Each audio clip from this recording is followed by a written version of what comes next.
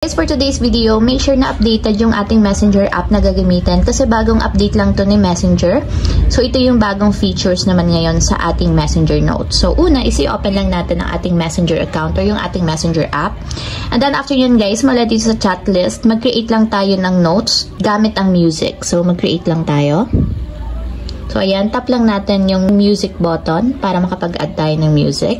So, pili kayo guys ng music na may lyrics para ma-enable yung music lyrics. So, for example, is ito na lang song na to.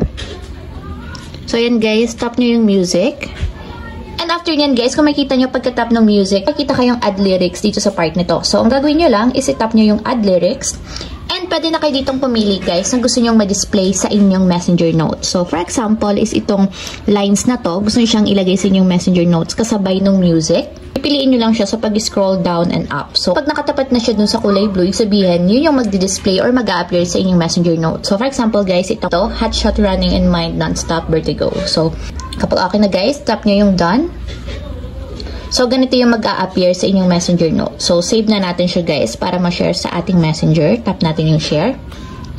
And ayan guys, kung makita nyo, naka-display yung music lyrics sa aking note. So, kasabay ng music niyan, habang nag-replay, naka-display din yung lyrics na nilagay natin. So, ayun lang guys, ganun lang kasimple kung paano nga ba mag-add ng music lyrics sa ating Messenger Notes.